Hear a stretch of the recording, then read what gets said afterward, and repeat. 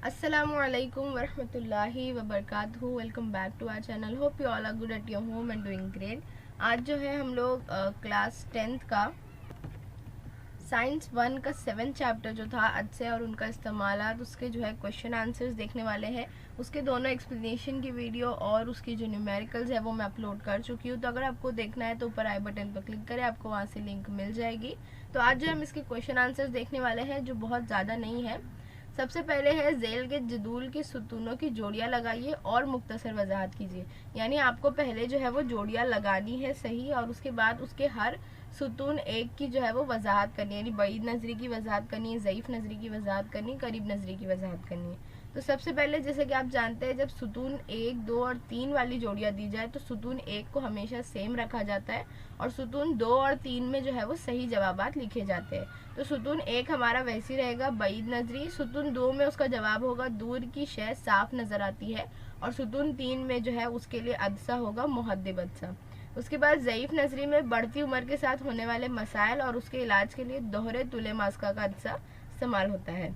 करीब नजरी में करीब की शय साफ नजर आती है और इसके लिए जो है वो मकर अदसे का इस्तेमाल होता है। अब वजाहत के लिए आपकी टेक्स्ट बुक में ही जो इसके पैराग्राफ्स दिए हैं आप वो लोग वही लिखेंगे। यानी उसमें हमको बतानी है पहले तो इस बीमारी में होता क्या है। यानी जो करीब नजरी है, इस नुक्स में करीब की चीज़ें साफ नज़र आती है लेकिन दूर की अशिया साफ नज़र नहीं आती। उसके बाद उसकी वजूहात क्या है, यानी वो किन वजह से जो है वो ऐसा होता है। तो अच्छे के करीब उजलात मुकम्मल तौर पर लचकदार नहीं होते, खुर्रे चश्म लंबूतरा हो जाने, खमदान होने की वजह से पर्दे शबकिया के दरमियान उसका फासला बढ़ जाता है। और लास्ट में हम बताएंगे कि इसका इलाज किस तरह कर सकते हैं। तो इसके लिए मकरद से की ऐनक का इस्तेमाल किया जाता है। तो इस तरह ये 3 पॉइंट्स पर बेस जो है वो हम इसकी वजाहत करेंगे। बईद नजरी में भी वही चीज़ें लेंगे। सबसे पहले हम बताएंगे इस बीमारी में होता क्या है। इंसानी आँख दूर की अशिया साफ देख सकती है लेकिन करीब की अशिया वाज़ेह तौर पर नज़र नहीं आती है। इसकी वजूहात भी लिखेंगे। तो अदसे के करीब के उजलात कमज़ोर हो जाते हैं, कुर्रा चश्म छोटा या चपटा हो जाने की वजह से उसका फासला जो है वो कम हो जाता है, और इसके इलाज के लिए मुनासिब तुले मास्का के मुहद्दिब अदसे का इस्तेमाल किया जाता है। उसके बाद आते हैं ज़ईफ़ नजरी। तो ज़ईफ़ नजरी में बढ़ती उम्र के साथ आँख की क़ुव्वत मुआफ़िक़त कम होती है, यानी आँख के अदसे के करीब के उजलात अदसे के तूले मास्का में कमी और बेशी करने की सलाहियत जो है खो देते हैं।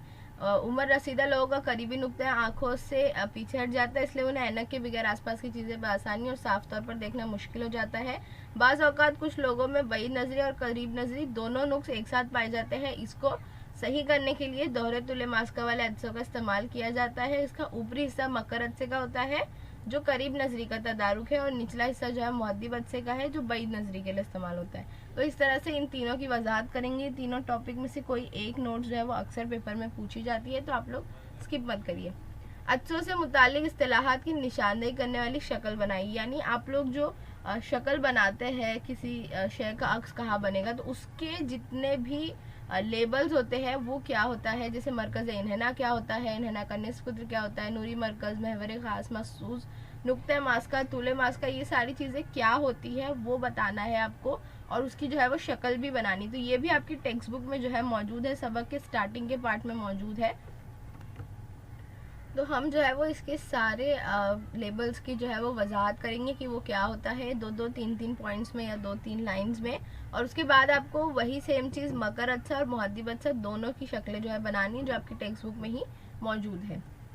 उसके बाद है एक मुहद्दिब अदसे के सामने जिस्म को कहाँ रखा जाए कि हमें हकीकी और जिस्म की जिसामत ही का अक्स हासिल हो, शक्ल बनाइए। तो आपको जो है मकर अदसे और मुहद्दिब अदसे दोनों में जो है वो बॉक्स दिया गया है जिसमें बताया गया है कि अगर जिस्म यहाँ रखेंगे तो अक्स कहाँ बनेगा और किस तरह का बनेगा। तो वो बॉक्स आप लोग याद कर लेंगे तो आपको शक्ल वाले ऐसे सवालात, प्लस जो खाना पूरी में 1 मार्क्स के लिए भी सवाल पूछा जाता है कि अगर जिस्म यहाँ है तो अक्स कहाँ बनेगा, वो उसके लिए जो है आसानी होगी।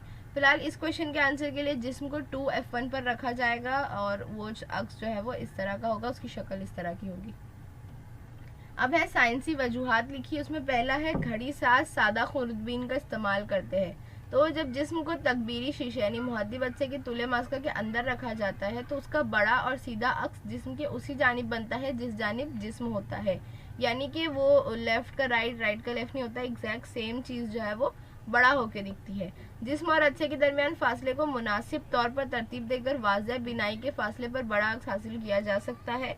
इस तरह घड़ी साज, तकबीरी शीशे या सादा खुर्दबीन की मदद से घड़ी के मुहीन पुर्जे आंख पर बगैर दबाव डाले आसानी से देख सकते हैं। इसीलिए घड़ी साज जो है घड़ी को दुरुस्त करने के दौरान तकबीरी शीशा या सादा खुर्दबीन का इस्तेमाल करता है। सेकेंड है रंगों का एहसास और पहचान सिर्फ रोशनी ही में होता है। हमारी आंख में पर्दा शबकिया लातादाद रोशनी के लिए हसास खुलियात से बना हुआ होता है। असानुमा खुलियात रोशनी की शिद्दत का एहसास करते हैं, जबकि मखरूत नुमा खुलियात मुख्तलिफ रंगों का एहसास करते हैं। मध्यम रोशनी या कम शिद्दत की रोशनी में मखरूत नुमा खुलियात रोशनी के रंगों में इम्तियाज नहीं कर सकते। ये सिर्फ तेज रोशनी में ही फ़ाल होते हैं, यानी काम करते हैं। इसीलिए हम सिर्फ रोशनी में ही रंगों का एहसास कर सकते हैं। नेक्स्ट है आंखों से 25 सम से कम फासले पर रखी हुई शय वाज़ेह तौर पर दिखाई नहीं देती।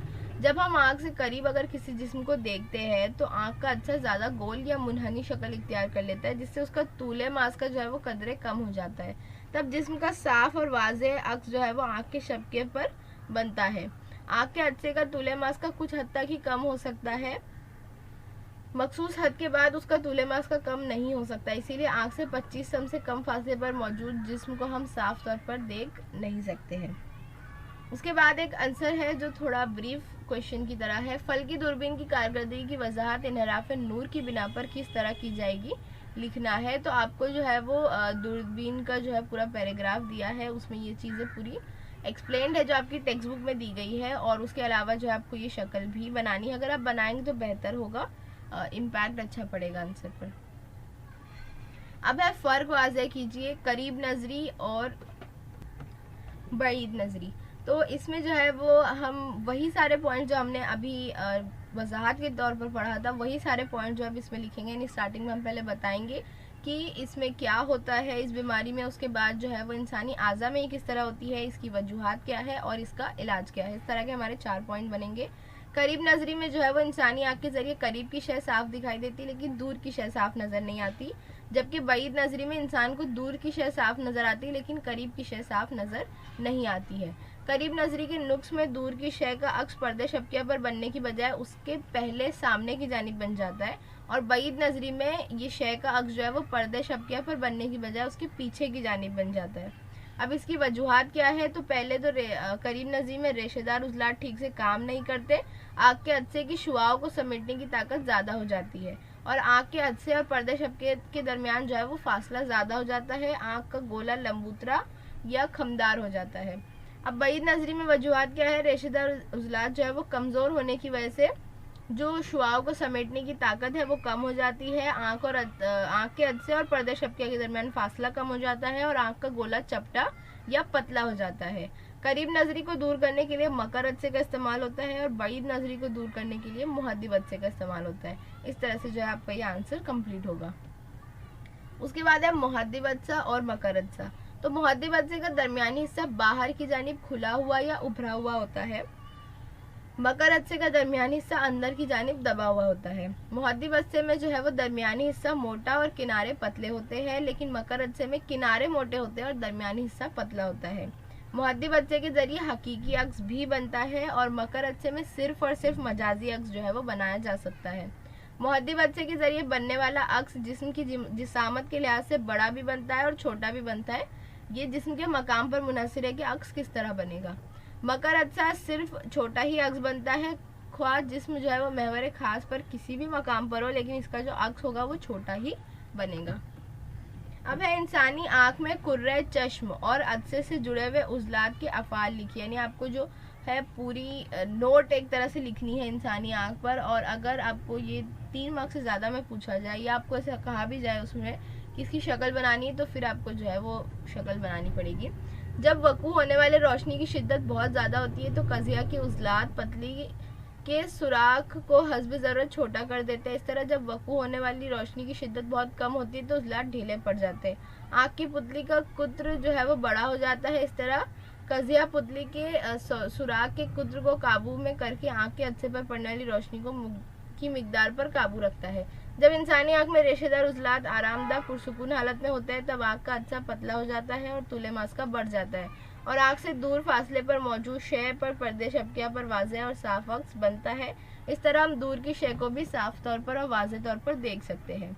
इसमें जो है वो आपको ये दोनों शक्ल बनानी है, यानी आँख में जो अदसे के तौर पर इस्तेमाल होते हैं वो कैसे जो है वो अक्स को रिफ्लेक्ट करते हैं। जब आँख से करीब मौजूद जिस्म का मुशाहिदा किया जाता है तो रेशेदार उजलात सिकुड़ जाते हैं और आँख के अदसे के इन्हेना में इजाफा होता है। इस तरह अदसा कदरे मोटे हो जाता है और अदसे का तूले मास्का कम हो जाता है। इसी तरह पर्दे शबकिया पर आँख से करीब मौजूद जिस्म का वाज़ेह और साफ अक्स बनता है और करीबी शे साफ दिखाई देती है। सो विद दैट नोट हमारी एक्सरसाइज खत्म होती है। अगर आपको कोई कन्फ्यूजन है तो नीचे कमेंट करिए। Like share and subscribe to my channel. Thank you for watching. Bye bye.